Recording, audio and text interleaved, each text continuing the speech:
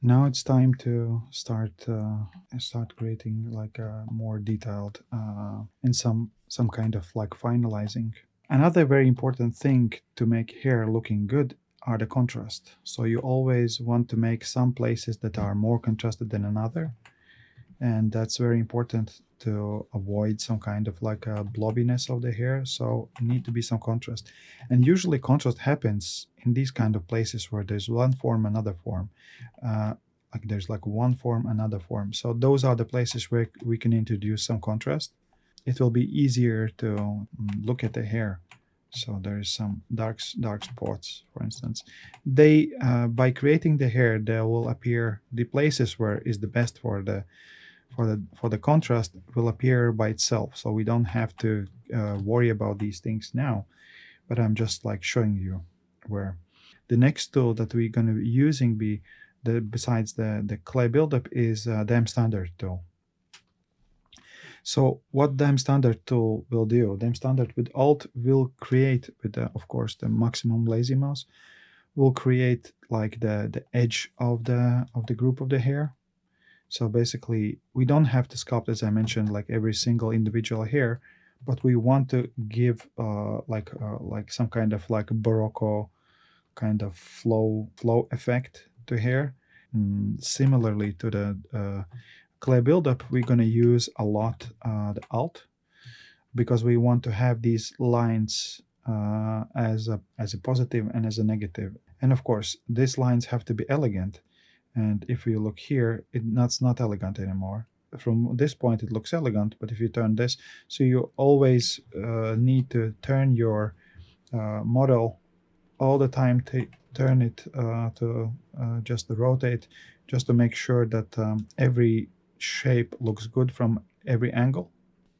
And I don't like this place. This is kind of artificial looking thing. So you want to somehow break these artificial feelings. So it's almost as if you kind of like, going on a beach and then you see the stones or and see the grass, and there is no this human like presence feeling, and that's a problem with hair. Hair is kind of like a natural thing and very organic and very flowy, and then you make like one line and you make a second line, and all of a sudden there's already some ornament appearing.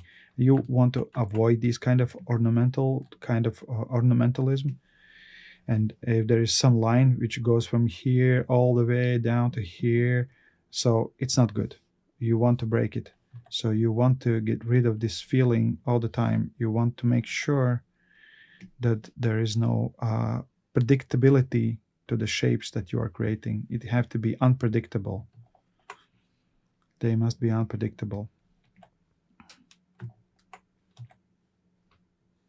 So if you go down, and then there's a thinnest place, then it goes the wider, and then it goes to the thin again. And by releasing pressure, you can control these things. But of course, when you do this, this is not the end. In the end, you need to take the DamStandard and to kind of like finalize it with pressing out and releasing out. So this is the form that I'm looking for. But if you have clay buildup, it has only one thickness. It doesn't have this thin, thick, thin effect. So you have to, the only way how you can, create this feeling is by pushing and releasing. And then, of course, it's not becoming thinner by releasing, but it starts becoming like fading out. And then with the DamStandard, you kind of finalize that form. So you start with the clay buildup, and then with DamStandard you finish it, and that's the way how you work in it.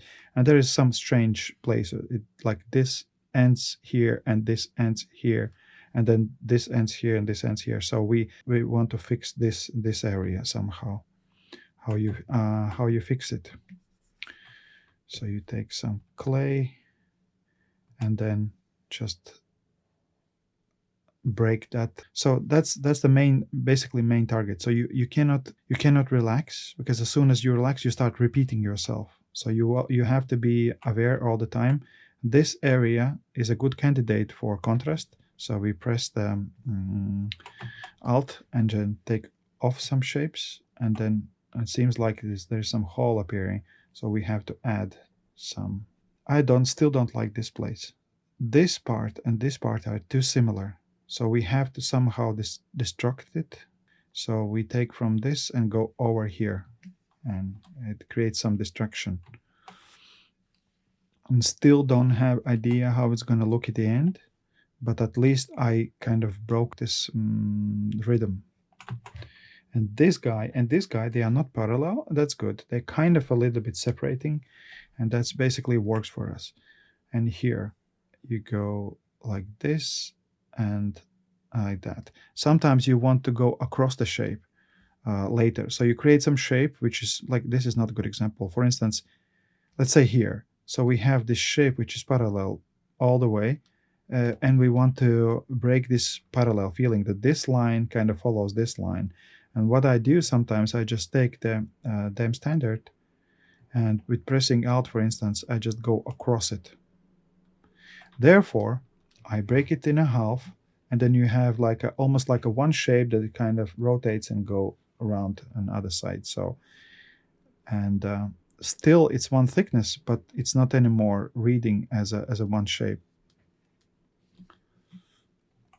And many places I can go. For instance, here it starts from here, and we can take this one and go across. It kind of it's still in the same kind of this wave direction, but it's not parallel. So every single wave in this wave, every single line in this wave are not parallel. So now we have problem. This guy and this guy. How can we fix this situation? So we just break it into smaller shapes, and that's it.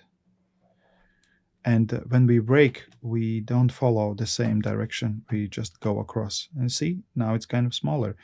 And we want to, of course, leave some very detailed parts and some parts less detailed. So we have this place for eye to rest.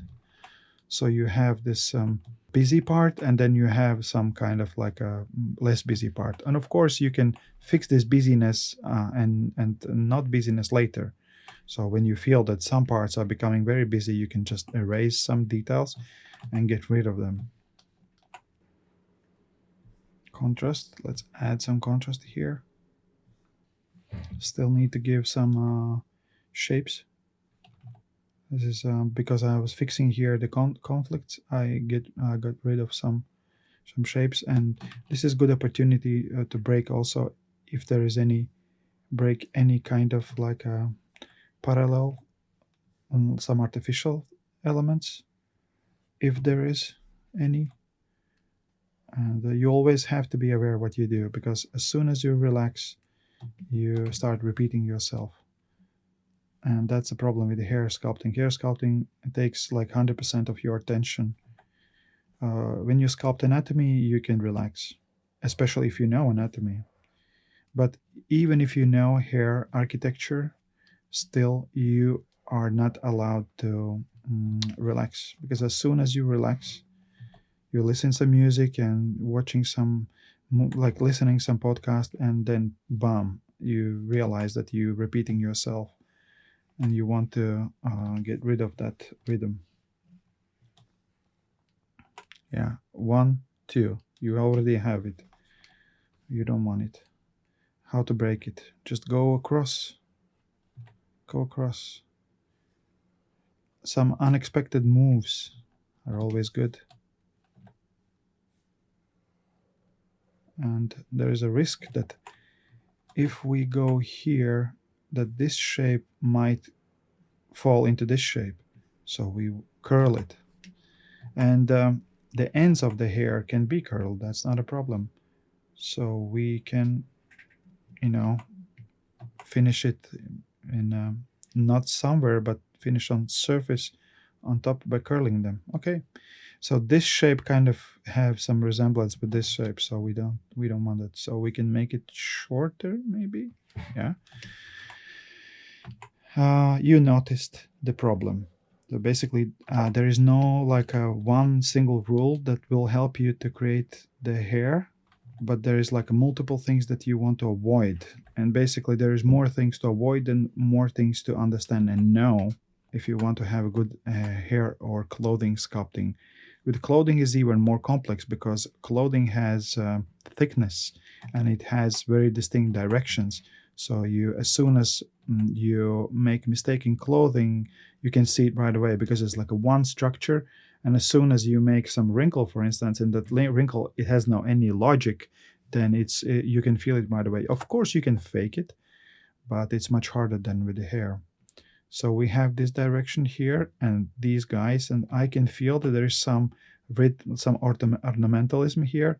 So we want to break it somehow, and I don't know yet how, but we need to find a way how to break this. And the style of hair here and here will be different because these are the side hair, and I don't like this part. It's very empty. I need to feel it somehow. Somehow need to be filled. So there is too much of a boring long dark line. So you want to somehow get rid of it. Doesn't make any logical sense. So I don't know.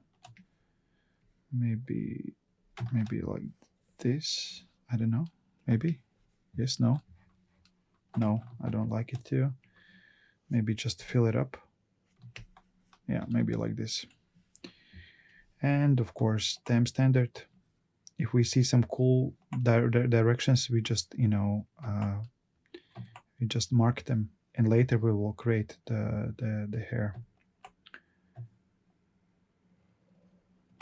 And as I mentioned, you can use DamStandard to break the shape. You don't necessarily have to do it with ClayBuildup. You can do it with DamStandard as well. And these dark places, which are supposed to become like dark spots, they already kind of showing up. And this is kind of very artificial feeling how to break it. Maybe let's break this in two. So one on another side.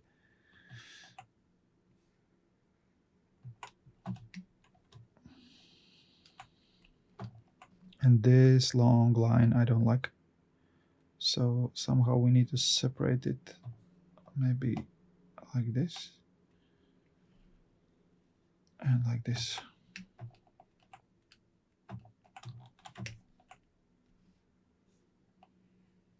And it doesn't have to be all the way. So you can make just short dark line and then later on figure out how to make it hair looking. Of course you can do that. There's a lot of hair actually. I would say a little too much. Maybe we want to reduce this shape.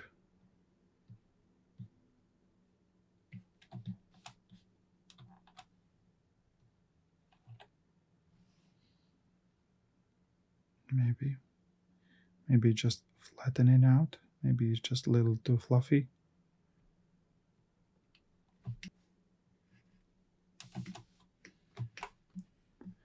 Okay, directions, shapes. I think we are close to the finalizing stage when we do like fine tuning and make it look much more beautiful. So before we finish, let's do some accents. This parallel line, I don't like it. Let's break it in two. Yeah. And we can add some contrast here. Yeah. It's getting nice.